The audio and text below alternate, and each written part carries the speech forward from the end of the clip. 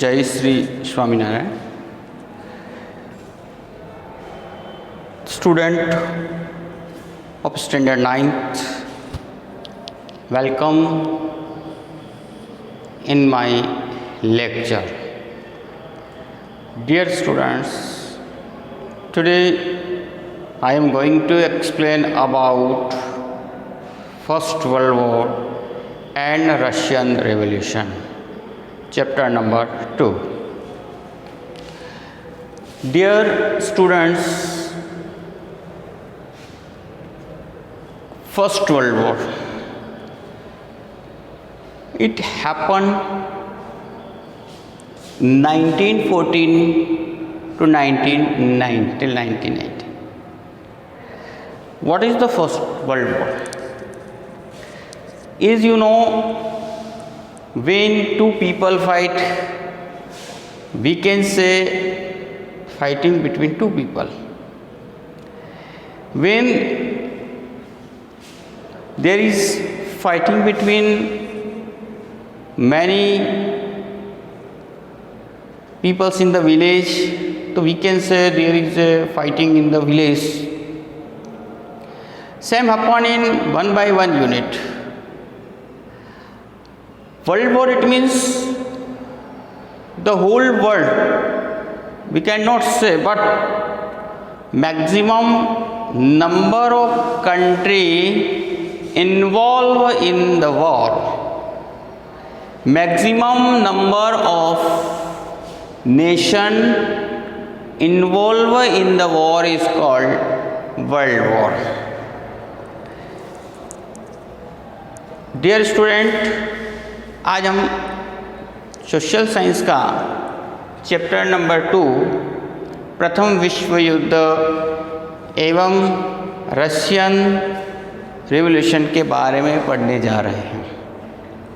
जैसा हम जानते हैं कि विश्व युद्ध किसे कहा गया है कि जहां बहुत सारे कंट्री इन्वॉल्व हुए हों युद्ध के अंदर, और उसे हम विश्व युद्ध कह सकते हैं।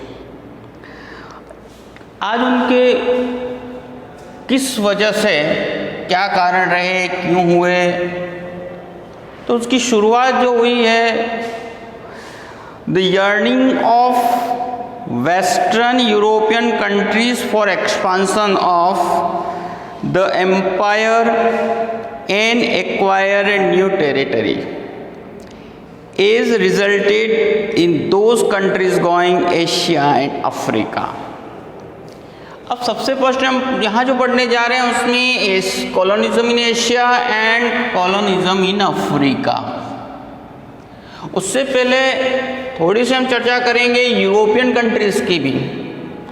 ये यूरोपियन जो कंट्रीज़ थे, why they move the side of the Asia and Africa, क्यों गए उस क्षेत्र की ओर, क्या कारण ऐसा रहा जिसकी वजह से दे हैव टू गो, या इधर दे विशली गो देयर।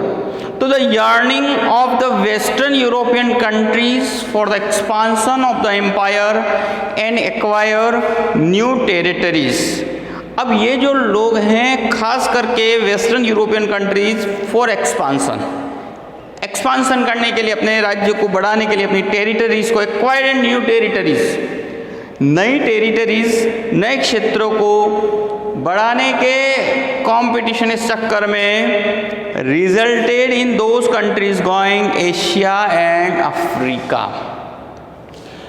अब आपको ये बात ध्यान आनी चाहिए कि ये जो वेस्टर्न कंट्रीज थे, वेस्टर्न यूरोपियन कंट्रीज, वो क्या चाहते थे, किसी न किसी तरीके से अपनी टेरिटरीज को बढ़ाना, एक्सपांसन देयर रूल, ट्रेड को बढ़ाना, और इसका परिणाम ये निकला कि ये लोग, उन्होंने एशिया और अफ्रीकन कॉन्टिनेंट्स के कंट्रीज़ के अंदर मूवमेंट हुए और वो लोग आए, और इसका रिज़ल्ट बहुत बुरा निकला इन दोनों कॉन्टिनेंट्स के लिए। This they establish their colonies and expand their rule, और इस तरीके से उन्होंने क्या दिया, establish their colonies and expanded their rule, और उन्होंने वहाँ शासन भी आरंभ कर दिया। Consequently there arose a competition between European nation. अब ऐसी परिस्थिति जब इन दोनों कॉन्टिनेंट्स के अंदर, जब एशिया और यूरोप अफ्रीका की कंट्री में जब यूरोपियन पीपल कैम, तो there is a competition increase in European country. European countries के अंदर कंपटीशन बढ़ने लगा अपनी कॉलोनीज को एस्टेब्लिश करने के लिए, ट्रेड के लिए। तो नेशन को इकोनॉमिक, अब इस कंडीशन ने क्या कर दिया कि European nation cause the economic, social and cultural ruin of Asian and African country. अब इन्होंने कार्य किया, लेकिन उसकी वजह से हमारी ये दोनों कंट्री इकोनॉमिकली, सोशल, दोनों कॉन्टिनेंट, सॉरी, जो कॉन्टिनेंट्स हैं इनमें इकोनॉमिकली, सोशली और पॉलिटिकली ऑन वे रूइन हो गए, बर्बाद हो गए। Social cultural रूइन, economic, social and cultural ruin of the Asian African countries. ये जो इनके आने की वजह से एशिया और अफ्रीका के कॉन्टिनेंट्स के जो भी कंट्रीज थे वो बर्बाद हो गए आर्थिक दृष्टि से।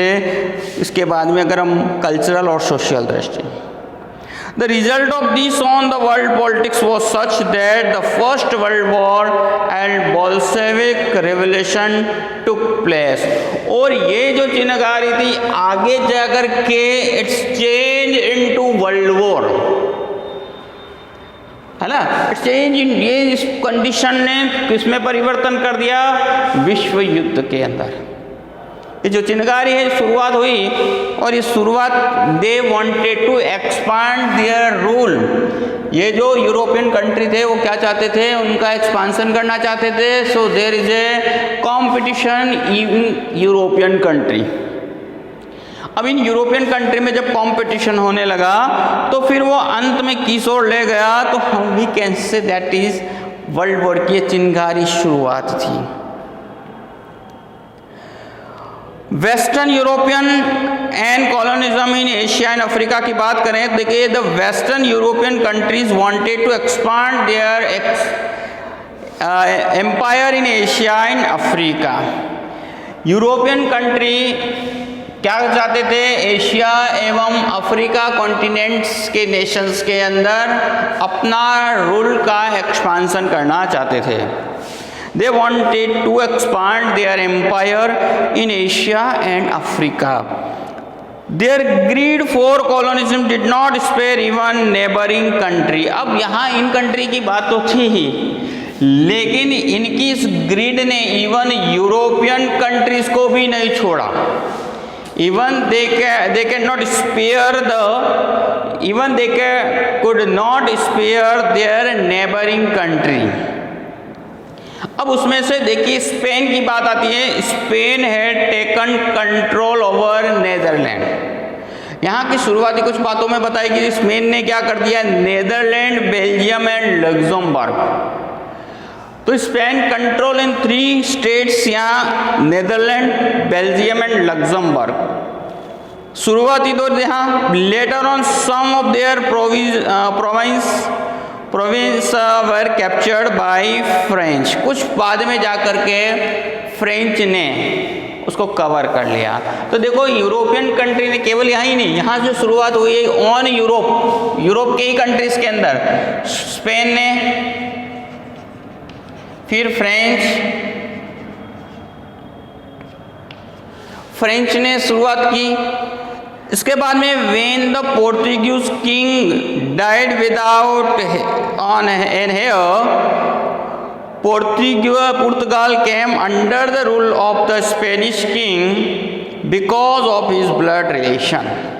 अब यहाँ इसके बाद में इन दो कंट्रीज ने जो स्टेट्स हट पे हैं, कुछ प्रोविजन से हट पे हैं। अब इसके बाद में जो पुर्तगाल का जो राजा था वो विदाउट हेयर, मतलब बिना कोई संतान छोड़े, जिसकी डेथ हो गई, तो directly went under rule of Spanish king because of his blood relation.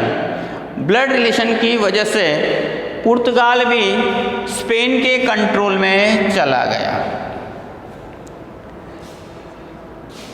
तो when the Portuguese king died without an heir, Portugal came under the rule of the Spanish king because of his blood relation, उसके अपने blood relation की वजह से Spain के under में चला गया। So for 6 decades, the monopoly of established colonies in non-European countries was with Spain। अब स्पेन ने काफ़ी अपना एक्सपांसन कर दिया इस 6 डेकेड के अंदर। सिमिलरली उनको देख के कहते हैं कि एक को देख करके दूसरा तैयार होता है। यहाँ Italy and German state became the victim of greed of French and Austria. Austria और फ्रेंच के शिकार बनने वाले जो स्टेट कंट्री है वो इटली और जर्मन। ठीक है, अब यहाँ इटली और जर्मन आगे जाके आप दोनों विश्व युद्ध के अंदर पढ़ोगे, जर्मनी और फ्रेंच इटली ये जो main responsible country for the world war, तो यहाँ जो शुरू विचारों को शिकार बनना पड़ा। Similarly Italy and German state became the victim and greed of the France and Austria. Austria और फ्रांस के शिकार बन गए। When the European power were tightened their grip over the Asian and African nation, many of European nations which had become free। देखो जब जहाँ ये in European countries का एशिया और अफ्रीकन कॉन्टिनेंट के अंदर नेशंस के अंदर जब अपना एक्सपांसन कर रहे थे, तो सेम टाइम सिमिलर टाइम में कई यूरोपियन कंट्री फ्री हो गए। अब now many of the European nation which had become free following the footstep of। अब वो किसका फुटस्टेप किसके साथ और जा रहे थे? इंग्लैंड के कहते हैं नक्शे के आधार पर, मतलब उनके आधार पर उन लोगों ने भी अफ्रो एशियन कंट्रीज के ऊपर अपनी कॉलोनी स्टार्ट कर ली। Is following the footstep of the England की फुट स्टेप्स पे चल करके other country of Europe also started same work, है ना। They started to take control to control the following nation, Asian और African. Asia और Africa की country को अन्य यूरोपियन देशों ने भी यूरोस्की की चाल पर चल करके, इंग्लैंड की चाल के ऊपर चल करके शुरुआत उन्होंने भी कर ली। कॉलोनिज्म इन एशिया के अंदर क्या क्या था देखिए। After strengthen in its group India के ऊपर जब सुपीरियर बन चुका था, तो ब्रिटिश ने इंग्लैंड ने expanded it empire in Sri Lanka. England ने भारत के ऊपर जब पावर सुप्रीमो बन चुका था, तो उसके बाद उसका जो ध्यान गया वो Sri Lanka, Myanmar, Singapore and Malaysia. After strengthening the grip over India, है ना, जब अपना पावर ग्रिप पकड़ झकड़ने के बाद में इंग्लैंड ने एक्सपांड कर दिया अपने एम्पायर को, Sri Lanka, Myanmar, Singapore and Malaysia. England entered also in China. इन 4 स्टेट के बाद में इंग्लैंड कहाँ चला गया? चाइना की ओर। But due to the opium trade between there were wars, वहाँ ओपियम वॉर शुरू हुआ 1839 से 1842, which came to be known as opium war, जिसको हम ओपियम वॉर्स के नाम से जानते हैं in history. China lost this war, और चाइना इस वॉर को हार गया and thereby lost 5 of its ports, और 5 पोर्ट्स उसने हार गए, जिसके ऊपर इंग्लैंड ने अपना कंट्रोल कर दिया। तो England could carry on the trade and the expanded their empire. अब क्या हुआ देखिए, जैसा हमने इंडिया और उसके पड़ोसी देशों के ऊपर इंग्लैंड ने अपना कैप्चरिंग स्टार्ट कर दिया, पूरा ग्रिप कर लिया, और उसके बाद वो चाइना की ओर बढ़ा, और चाइना से उसने 5 बड़े पोर्ट जीत लिए, जिससे वो वहाँ से आराम से कैरी ऑन द ट्रेड आराम से करने लगा, व्यापार करने लगा। Taking advantage of the China's weakness, अब चाइना की वीकनेस की वजह से उदय हुआ इधर Japan, Russia, America also acquired trade and political rights. अब देखो इंग्लैंड के बाद में इन कंट्रीज़ ने, जापान ने, रशिया और जर्मनी, फ्रांस, बेल्जियम और अमेरिका जैसे कंट्रियों ने भी वहाँ अपना अधिकार, पॉलिटिकल राइट्स जताना शुरू कर दिया। देन आफ्टर देखिए enormous oil resource in the desert region of west of Asia attracted European to establish the colonies there. अब देखिए इन कंट्रीज़ के बाद में इन यूरोपियन का जो अट्रैक्शन हुआ specially western part, western Asia की ओर, डेजर्ट एरिया, और उसको अट्रैक्ट करने के लिए मिनरल ऑयल था, ठीक है। तो जहाँ पर region the desert region of West Asia attracted European to establish colonies there. England, Germany, Russia, America establish oil companies in. अब देखिए यहाँ जो इंग्लैंड ने, जर्मनी ने, रशिया और अमेरिका, इन सभी ने स्टेब्लिश की ऑयल कंपनीज को स्टेब्लिश किया in Iran, Iraq, Kuwait, Saudi Arabia and Bahrain and made efforts to take care of their own interest, और अपने इंटरेस्ट को वहाँ बराबर स्थापित किया। तो माय डियर स्टूडेंट, हमने शुरुआत जो की, सबसे पहले अगर हमने एशिया की बात करें तो हमने इंडिया के बाद में यहाँ उसके जो पड़ोसी देशों के बाद में फिर चाइना तक इवन अंडर कंट्रोल में चला गया। इसके बाद में अमेरिका और अदर जो यूरोपियन कंट्रीज हैं उन्होंने भी क्या किया, अपने इंटरेस्ट को इन पार्ट में शुरू किया। Even they went to the side of the desert और वहाँ पे अपनी ऑयल कंपनीज को स्टार्ट किया। Now colonialism in Africa, Africa के अंदर द डच, शुरुआत यहाँ बताइए, Dutch establish its colony for the first time at the end of 15th century in South Africa. Dutch लोगों ने कॉलोनी अपनी इस्टेब्लिश की फर्स्ट टाइम में 15th सेंचुरी के अंदर इन साउथ अफ्रीका के। आफ्टर दैट, उसके बाद में England and France established their colonies in Cape and Algeria in North Africa respectively।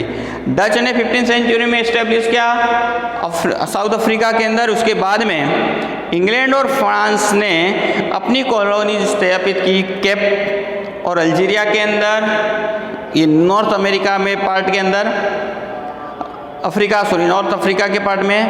The vast provinces of Africa seemed quite suitable for acquiring raw material and selling ready product post industrial revolution। जैसा देखो उस समय Africa में इतना development, industrial development नहीं था।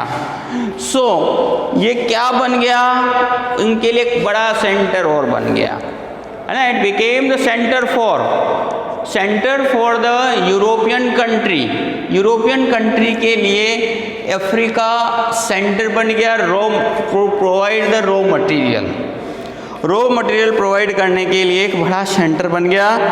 Suitable for acquiring raw material, suitable place बन गया to acquiring the raw material in post industrial revolution. इसके बाद में king Leopold of Belgium seize the vast provision of Congo. इसके बाद में देखो किंग लेपोल्ड ने, बेल्जियम के राजा ने, बड़े provisions of Congo and establish his rule, और उसने अपना राज्य स्थापित कर दिया कांगो में। England establish it's colonies in Egypt. फिर इंग्लैंड ने क्या किया, अपनी कॉलोनीज को इजिप्ट के अंदर स्थापित किए। Some provinces of east Africa and some of south Africa. England ने अपनी इजिप्ट के अंदर कॉलोनी स्थापित करने के साथ साथ उसने अफ्रीका, ईस्ट अफ्रीका और साउथ अफ्रीका में अपनी कॉलोनीज स्थापित की। France established its colonies in Tunisia, Morocco and West Africa provision. France ने देखिए कौन कौन से प्लेसेस पे इस्टेब्लिशमेंट किया कॉलोनीज को, तो उसमें Tunisia, Morocco and west Africa provision. Germany establish its empire in some province of east and west Africa. उन्हीं की राह पर चलते हुए जर्मनी ने भी कुछ प्रोविजंस के ऊपर ईस्ट और वेस्ट अफ्रीका के प्रोविजंस के ऊपर कॉलोनीज इस्टेब्लिश की. Italy captured the African province around Red Sea. इसके बाद में देखिए इटली ने अफ्रीकन प्रोविजंस को जो रेड सी के आसपास वाले एरियाज को उन्होंने अंडर कंट्रोल में ले लिया. Then after there is a tough competition accord. आपस में ही ये कंट्री अब क्या करने लगे, अपने अपने प्रोविजंस को बढ़ाने के लिए कंपटीशन अकर्ड हुआ, ज़बरदस्त कंपटीशन है ना, क्योंकि उनकी जो ग्रीड थी है ना, they did not think about this nation, इन नेशनों के बारे में उन्होंने नहीं सोचा. और उसी समय कॉन्फ्रेंस हुआ, a conference of European nation was held in Berlin. Berlin के अंदर एक यूरोपियन नेशंस का कॉन्फ्रेंस हुआ 1884 से लगा करके 85 के अंदर एक कॉन्फ्रेंस. और इस कॉन्फ्रेंस ने in the midst of the competition of established colonies different African territories were divided among the European. अब क्या कर दिया, कई सारी जो अफ्रीकन टेरिटरीज थी इस कॉन्फ्रेंस के बाद में इन्होंने डिवाइड कर दी, यूरोपियन कंट्री ने डिवाइड कर दी. और among the European eight the end of conference के अंत तक कई कॉलोनीज को, कई टेरिटरीज को यूरोपियन नेशन में बांट दी गई. तो इस तरीके से आप लोगों ने देखा कि while one hand the greedy European nation were trying to colonize various Asian African territories, on the other hand Germany, Italy complete the process of respective. अब देखो यहाँ जो शुरुआती है, ये तो अभी हमने जो पढ़ा वो क्या था कि ये प्रोविजंस को कंट्रोल किया गया bye European countries. European country के द्वारा किस तरीके से कौन कौन से स्टेट्स को, कौन कौन से पार्ट्स को अफ्रीका और एशिया के कॉन्टिनेंट के जो नेशंस थे उन नेशंस को अपने अंडर कंट्रोल में लिया. अब उसी सेम टाइम में इधर Italy and Germany complete the process to respective political unification, मतलब that we are going to be came into power. Thus unified Germany plunged into competition. अब जैसे ही जर्मनी एक हो गया, बड़ा हो गया, वहाँ की पॉलिटिकल कंडीशन बेटर हुए, तो इट कंपटीशन में आ गया इंडस्ट्रिएशन, कॉमर्शियलाइजेशन एंड कॉलोनाइजेशन. अब जर्मनी ने शुरुआत कर दी इधर से, इनके साथ एक बहुत ज़बरदस्त कंपटीशन शुरू हुआ. उसने इंडस्ट्रियल सेक्टर में अपने आप को आगे बढ़ाने के लिए कॉलोनी स्थापित करने की शुरुआत उसने की. और ये द क्विक चेंजिंग, और ये ग्लोब के ऊपर, अर्थ के ऊपर यहाँ उस समय एक ग्लोबल फेनोमेना अकर्ड हुआ. और some of countries politically, economically and socially due to which development had stopped, and this lead to the first world war. अब देखो जैसे ही ये इनका एकीकरण हुआ, कौन कौन से, जर्मनी और इटली जैसे बड़े कंट्रीज के, इनका एकीकरण और ये जो पावर में आए, तो दे हैव स्टार्टेड, उन्होंने क्या दिया, started to compete with this European country. इन यूरोपियन कंट्रीज के साथ में उन्होंने कॉम्पिटिशन करना शुरू कर दिया. It means they started to establish the industry. उन्होंने भी अपनी इंडस्ट्री को बढ़ाने के लिए एक्सपांड दिया, रूल्स को आगे बढ़ाने के लिए कॉलोनीज स्थापित करने का काम शुरू कर दिया. और ये conflict started among this countries, in countries में जो यूरोपियन कंट्रीज के अंदर क्या शुरुआत हो गई, कॉन्फ्लिक्ट शुरू हुई, और यही हमें विश्व युद्ध की ओर ले गए. इसके अतिरिक्त नेक्स्ट लेक्चर के अंदर हम फैक्टर्स और cause by first world war के बारे में पढ़ेंगे, उसमें कुछ यहाँ पॉइंट्स जो दे रखे हैं उनको केवल आप याद करके रीडिंग करके आए। वो कौन कौन से हैं? Economic factor, militarism, groupism, feeling of fires, nationalism, role of newspaper and philosophy about war. ये कुछ पॉइंट्स हैं, सो रीड देम। और यहाँ तक आप अपने नोट्स में भेज रहा हूँ, नोट्स को प्रिपेयर लिख दें और प्रिपेयर करें। जय श्री स्वामीनारायण।